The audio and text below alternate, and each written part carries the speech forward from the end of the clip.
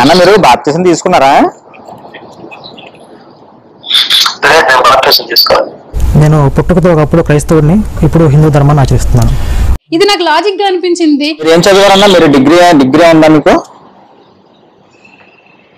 లేదు, inter discussion చేసేసాం. 16 సంవత్సరాలకి నాకు వాళ్ళ అబ్బదంలో బైబిల్ నచ్చలే. అప్పుడే నాకు చాలా డౌట్లు వచ్చేసి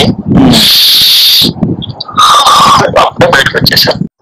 ఇంకా నేనైతే ఇంక హిందూ జనశక్తి వద్దనుకున్నాను. ఇంకా ఓన్లీ సేవ స్టార్ట్ చేస్తాం. అంటే అదే నేను ముందే మీకు చెప్పింది, ఎందుకంటే ఇక్కడ జరిగేవి మీకు తెలియవు. నిజంగా మాకు తెలియవు ఆ లోపేకర్లు ఏమన్నా మాకు నిజంగా తెలియదు. అంతే, 2 అనుకున్నాం మేము ముందు, 2 ఒకటి అనుకుని. అదే అలా అనుకుంటున్నారని చెప్పి నేను ముందే అలర్ట్ చేశాను. జనశక్తి గురించి మీకు తెలుసా అని ముందు అడిగింది, అందుకే. తెలియదు, నిజంగా తెలియదు.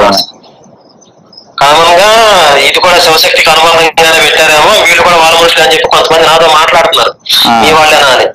నేను అడిగిన వాళ్ళు చెప్తున్నాను మా వాళ్ళు కాదు అని. క్యాస్ట్ కమ్మ వాళ్ళు కదా,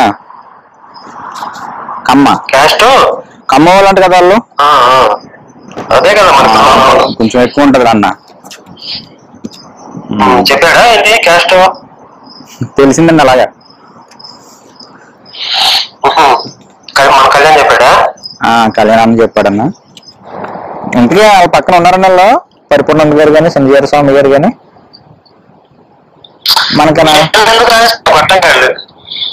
మనకనా చిన్నజీర స్వామి ఆశ్రమానికి వస్తే వాళ్ళు కొడతారు వాడిని. వాడి మనిషిని ఒకటి పంపించి మన మీద చెడుగా చెప్పించాడు ఇక్కడ ఆశ్రమంలో. ఎవరండి? లలిత్ కుమారా?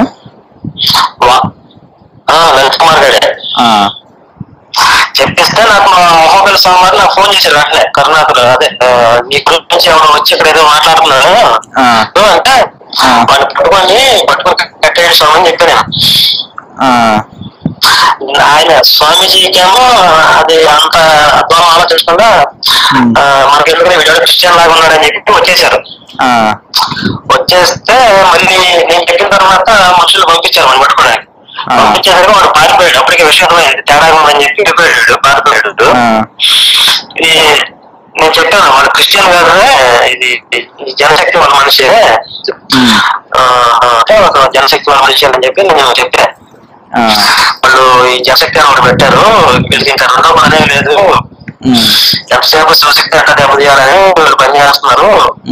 నాకు తెలిసి వీళ్ళు క్రిస్టియన్స్ దగ్గర ఉన్న కుమ్మక్కాయాలని కూడా మాకు సందేశాలు ఉన్నాయి.